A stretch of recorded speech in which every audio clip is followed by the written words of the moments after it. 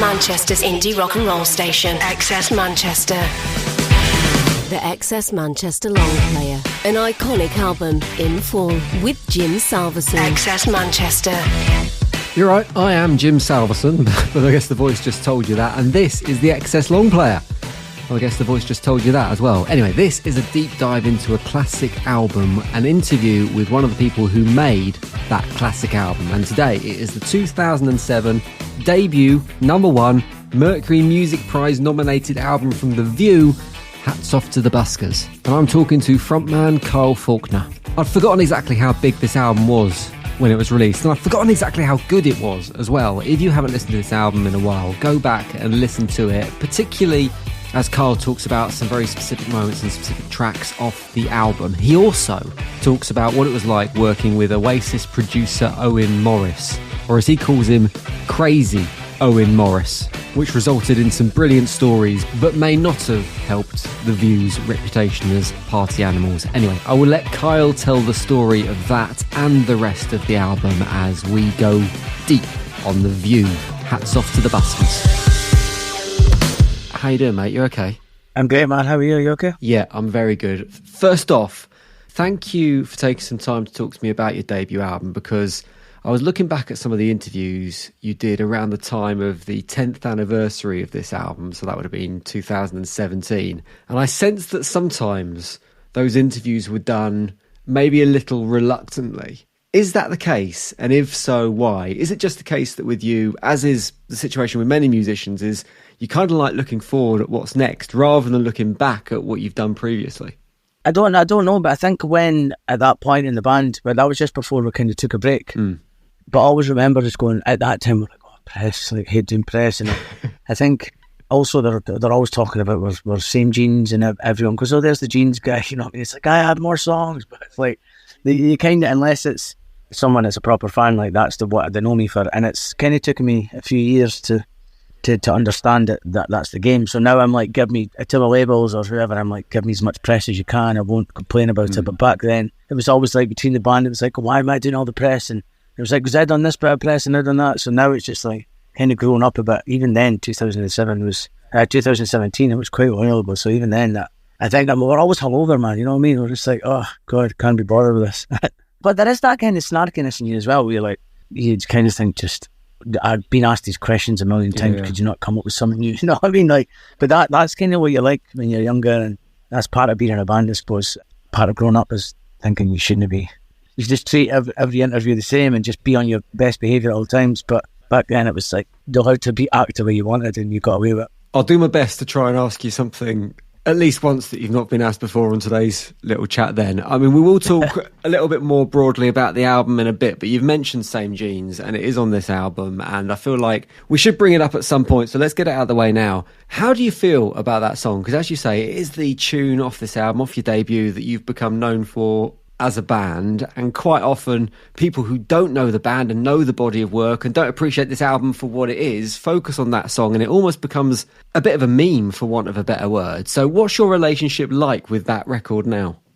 I was a weird one, because when we'd released the Wastelow DJs, Superstar Tradesman, which were big hits at the time. I think they were top 10, or I can't even remember, but it was when people were buying singles. We thought, oh, this is quite a good level, this is great, we're getting interviews and stuff. And when we released that song, everyone knew who we were. It put me in the stratosphere all over the world. It was like America, like we were like #1 in college radio, which is a massive thing over in America, and we're like Australia, but every place. And then we were kind of known for that song, which was great at the time. But I think everyone started asking for that song, and I think every band goes through it, where everyone's like, same G's, and it's like you start getting a wee bit annoyed, and even though you're grateful for it, but then I think for like 4 years we stopped playing that song, and I think just to sort of say like we don't need to play that, but it's just being immature, you know what I mean? If you've got a hit, you've got to play it. Yeah, sure. But at the time when we were kids, we were like, nah, let's not play that. But I mean, I love that song. I mean, we came back when we were kids. I mean, Kieran actually came in with the first line after the same "You Love For Us Now," and I remember thinking that is genius. And when we came into the band with the song, we got this finished song, it was like, we knew something was great, because we used to, like, if we had a new song, we used to open with it in our set. We used to play in Dundee, like these small pubs, and then we'd finish it again, and by the time we'd ended the set, we'd would do a song, we'd go, it's a hit. So like, but it's class, it's still great. I mean, it's totally different from the way we used to play it now. We've got a different relationship now. I mean, it feels great watching everyone singing it, you know what I mean? But back then, it's just, I mean, you've got to remember, we were on tour with like Primal Screams and Libertines and all these, and you kind of had to act a wee bit cool, like, oh, we've got a big hit. If you had a bigger hit than any of them had, you know what I mean? And it was like, we were like, oh, we don't even want a hit, you know what I mean? I was like, come on. I mean, this is like getting us everywhere. But at the time, I remember speaking to Bobby Gillespie and we showed him the song, showed him a couple of B-sides, and he was like, oh, I think you should go for the B-side as a single. Don't release that. It's all corporate nonsense and all that. And I was like, nah, we need to release this as a single. I think Kieran at one point was like, yeah, let's not release this as a single. I was like, definitely need to release this as a single. Then I listened to Bobby G, man. But thank God we did, yeah. I love that tune. Testament to the song that it still gets played on the radio right the way around the world today. Going back to the album as a whole, I mean, looking back at 2007 and the album coming out, just refreshing my memory of everything that was going on around that time, I'd forgotten the level of hype that was around The View as a band even before the album came out. There was loads of radio play for the singles. The NME were all over you. Pre-release links of the album got kind of leaked online, and that created a little more buzz as well. Did you feel as a band that all that attention was adding pressure onto you, or did you just like take it in a youthful stride at that point? Yeah, but I was totally like, we were that busy, like touring and like getting on planes, and even we'd already had success, like even getting signed to a label. It was huge for us, you know what I mean? Like, and just playing outside of Dundee was amazing. So I think once when it was all happening, I don't like purely James Endicott, who signed when Owen Morris was producer, and I was like, do you realise like what's going on? And we were like, yeah, it's kicking off. But he was like, no, you don't understand. And I think like that week when we sold, it was like 140,000 copies in the first day or something. It was unheard of. No, for the time, it was like everyone was just going crazy. But even then, numbers to us didn't mean anything. They were like, oh, you're on the A-list. And you go, oh, that's nice. But nobody really explained to us.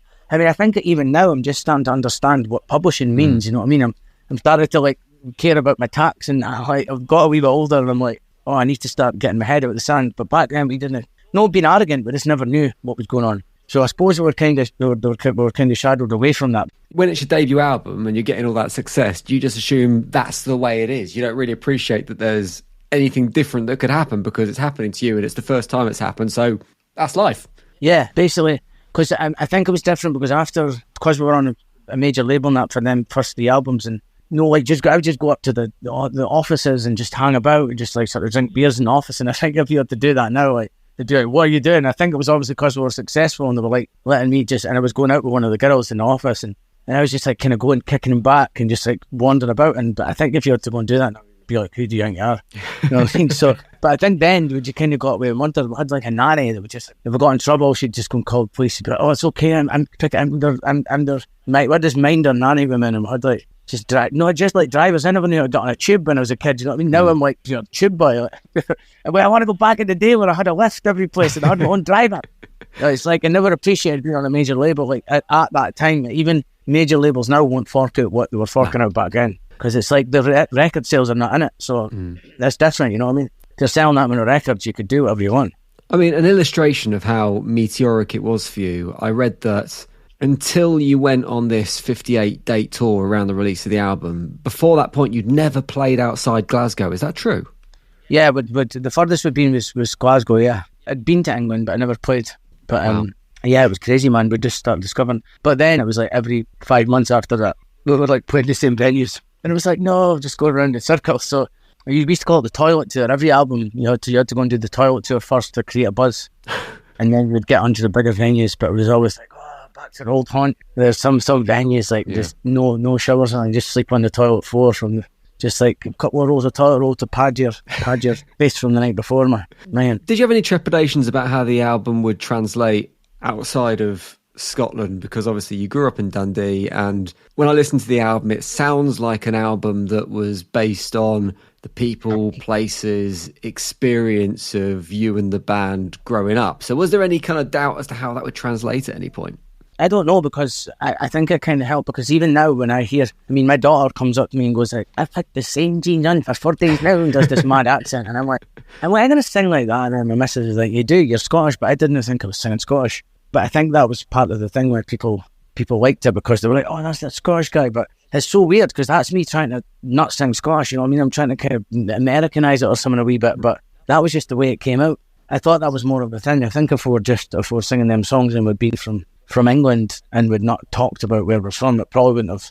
Because the place we're from in Drybrough and Dundee, but it's not like we've never really talked about like, oh, we're from Drybrough. The label kind of made that a big thing, like, oh, the boys from Drybrough, the 4 lads, like just playing football 1 minute, next minute they're number 1. They made it a big thing, and then so people were coming there, like all these posh people from all over, like there's Japanese people and everything coming up, like just to get a picture next to this place. But I was like, that's not our thing. We didn't used to hang about there because the label cleverly like molded it like that. So people thought, oh, I want to be a scally as well, you know what I mean? I want to just not wash my jeans for 10 days. I was like, we did have a washing machine, you know what I mean? Like everyone's like 4 days, that's nothing. I go for 6. It's just competition. A song, just a song. You mentioned Owen Morris a moment ago. He was brought in to produce the album. At that point, he'd worked with Oasis and The Verve, so a big name producer to be brought in. Was that someone the label thought would fit, or was that someone that you guys as a band really wanted to work with at the time? We knew him. We knew of him. We'd met him at a night. We were playing with the Horrors one night in a bowling alley.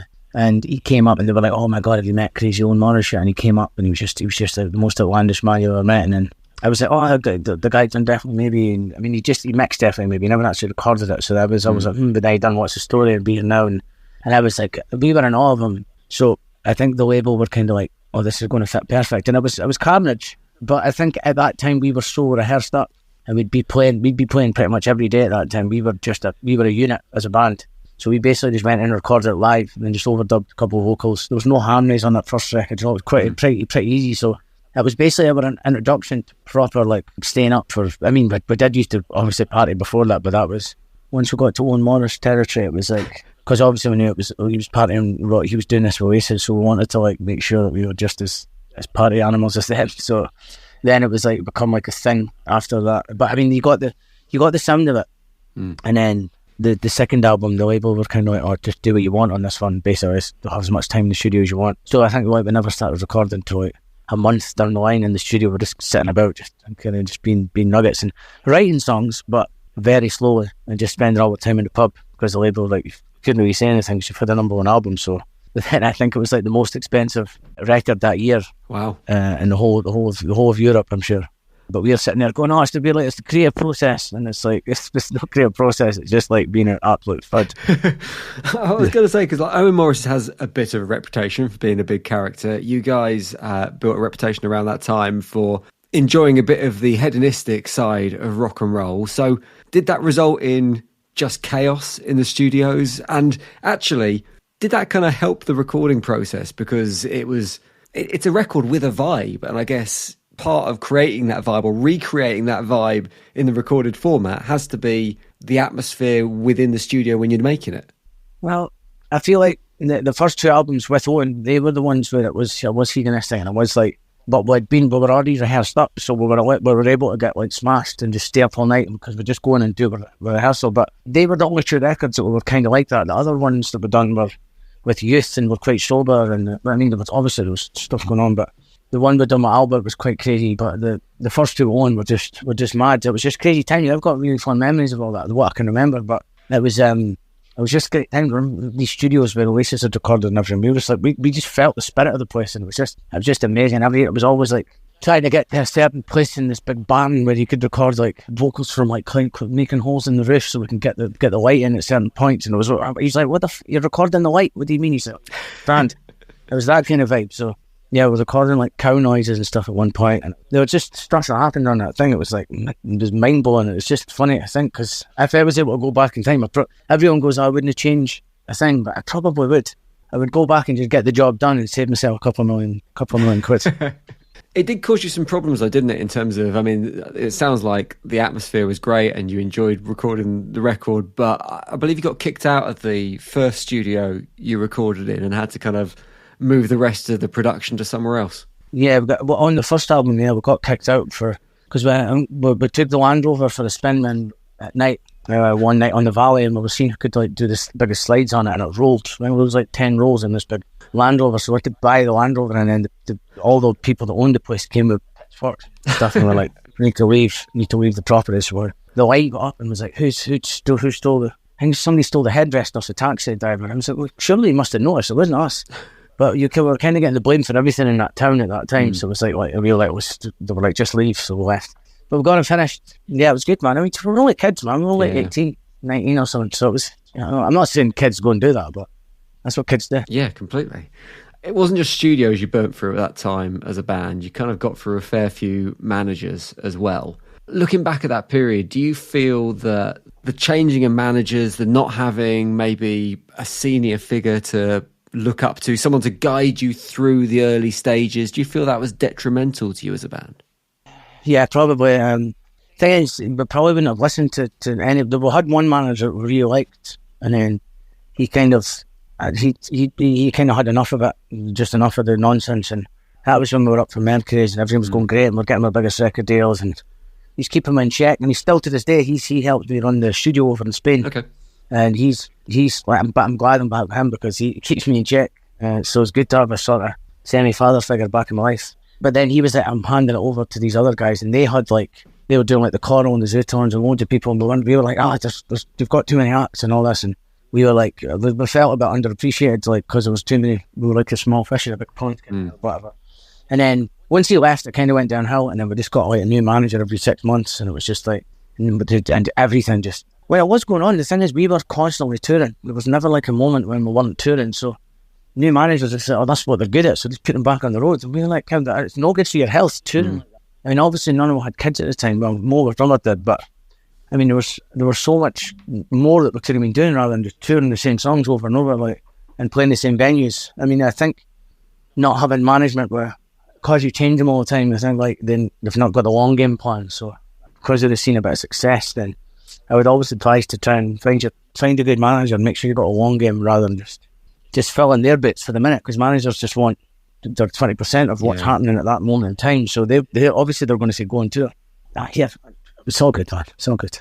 I want to talk about a couple of tracks off the album, if that's cool. Specific ones. I'm going to pick a couple to talk about, and then I'd like you to pick a couple as well, if that's all right. It can be highlights, lowlights, memories from the recording process, whatever you like. But first off, I want to talk about Superstar Tradesman, because I found the Enemy review of this, and the Enemy review compared it to the song Undertone's Teenage Kicks, which I think is a pretty serious comparison to make.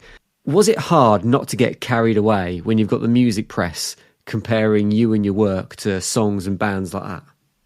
Well, we knew that had an effect on people, because I mean we were all tradesmen at the time. So, well, I was a bricklayer, Pete was a joiner, Kieran was a civil engineer, Mo was a butcher.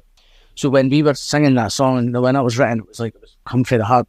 When we were singing that, I actually felt like we were saying it with conviction, and I think that really connected with people. So I think the Enemy saw that. I mean, there was always Enemy kicking about when we were playing these shows, and you saw people. I mean, everyone you meet, like other people in bands, can connect with it, because the first thing your parents tell you to do is like get a trade. That's a guaranteed thing. You'll be safe, and when you've got the rock and roll in your eyes, the last thing you want to do is get a trade. So I think especially bands and people like from the Enemy and that like connected with that, because everyone feels it. You know what I mean? And it's still one of our most deep rooted songs. It's like people go crazy for it, man, and it feels good. I'm just delivering the big crazy vocal. It's great, man. It's kind of got this follow your dreams, inspirational thread running through it. Was that a reflection of the time, do you think? Because I mean, you look at music now, and a lot of music now is kind of looking at feelings of isolation, feelings of loneliness. It's a direct result of the pandemic. That's kind of what people have been experiencing over the last 3 years. So that's what's coming through in music now. Rewind to when this album's made, and the kind of world had a bit more of a, you can do what you like, you can follow your dreams attitude to it. Was that what you were tapping into? Yeah, well, I think, after leaving school, and I remember specifically what happened was when it was written, we used to rehearse underneath this pub called the Bayview, where we got the name. Came up, and a guy sort of patted this guy in a vest, patted you, and he went, you're going to be a superstar, are you, son? And I was like, was felt like absolute idiot, you know what I mean? Like, and then it was written, and then we started playing it with conviction and passion, and it was like, I think like you need stuff to kind of spur you on, you know what I mean? But like, just I was going, yeah, I can do this, you know what I mean? It's like, just because you've probably got a good trade in that, but it was like, that's not what I want to do. So I think there is a lot of doubt in the world, do you know what I mean? A lot of people are like, just play it safe, because it's easy to play it safe and you'll probably have a decent life. But I mean, it just depends on what you want, you know what I mean? But I did not want any of that. I was looking back at the Enemy review, like I said, for this album, and in total, they compared you to 13 other bands in the space of the review. The bands were, there's a big list of influences here, Libertines, Buzzcocks, The Lars, Stooges, Datsuns, Iggy Pop, Larrikin Love, The Holloways, Undertones, as I mentioned before, Baby Shambles, Kings of Leon, Horrors, and Chaz and Dave as well. So 13 bands you were compared to in the course of that interview, which I love. Gosh. Yeah, they're all pretty good bands, man. Yeah, they're all good. Well, most of them. I want to talk about another track. I want to talk about Face for the Radio, which I think's one of my favourite tracks off this album, because the whole album's really frenetic and upbeat and fast.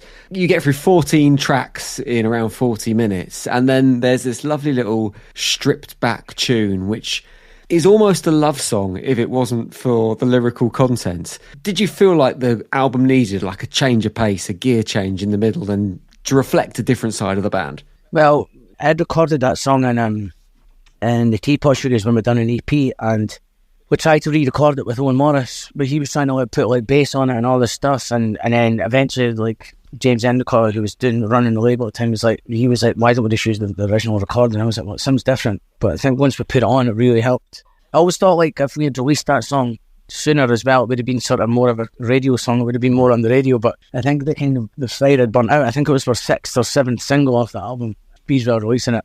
But yeah, that came from just me sitting at the stairs one day. We used to hang about this place called the Driver's Stairs. It was just these stairs that we'd hang about. And my pal was like, oh, he says to my brother, shut it, you've got a face for the radio. And like, I was in the middle of sort of writing a song about him anyway, because of his arrogance. And like, he's my mate, but he just like comes away with some crazy ass comment. And so I ran back and I was like, and I was kind of thinking like sort of Paul Heaton, kind of, it's a bit funny but serious. Yeah. And then I ran back and I wrote it in 5 minutes because I already had all the lines I wanted to say about him. And I came back and played it to him and he was like, you better not release that. You better not play that about me, he says. Well, you better not tell people it's about me, because it was all these lines in it, like they're all true. So. But yeah, I love that, and that's still one of the songs that really reflects when we play live. Every single person knows that song, and it's always a pure heart warmer. Great. Okay, go on, you'll go. Pick me a favourite song or a favourite moment off this album that kind of takes you right back to 2007. There's a song called Wasteland on it, and it's got a song Typical Time at the end, which I always wanted to, which has become like a recurring thing, like the Typical Time 1, 2, and then I had a 3 someplace, I'm sure. But we were at a party one night, and there was this big guy that worked at the university in Dundee, and was like, you guys will never go anywhere and all this, and he said, this like a bunch of scumbags from the Wasteland. And I was like, right, okay. So this is the Wasteland, okay, I'm going to turn that around.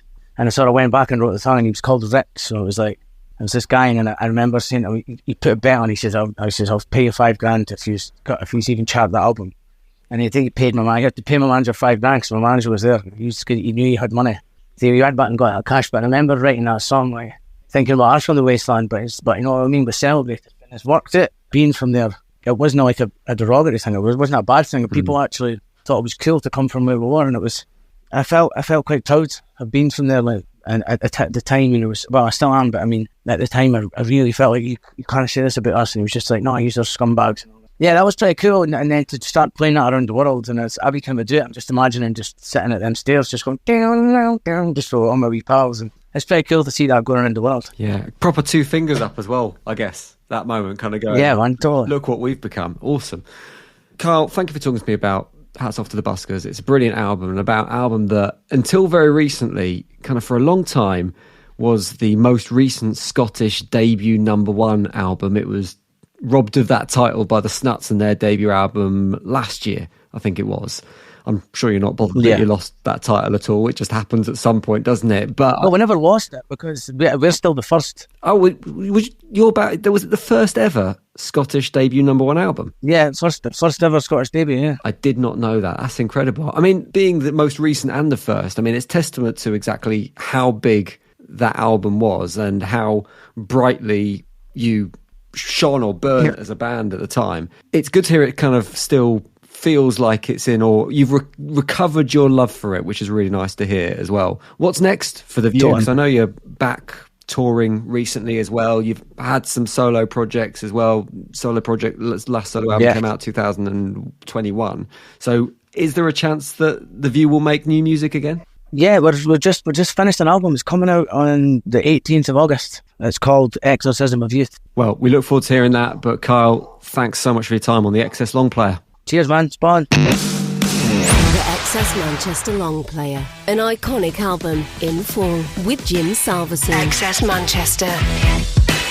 Awesome that. Love chatting to Kyle about the View's debut album, Hats Off to the Buskers. And like I said in the intro to the show, it's an amazing album. It's a brilliant album. I've not listened to it all the way through in probably 15 years, so it was great to relive some of those moments and some of those tracks. If you enjoyed this, make sure you're subscribed or following this podcast wherever you listen to podcasts. Leave a review, let me know what you make of it, or even if there's any albums you'd like me to talk about or any people you'd like me to interview, then leave your comments as a review and I'll see what I can do. I'll see if I can do it for a future episode. Plus, if this is your first time visiting the XS Long Player, your first time listening, check back in the timeline and see if I've already covered some of your favourite albums. See you next time. The XS Manchester Long Player, an iconic album in full with Jim Salverson. XS Manchester.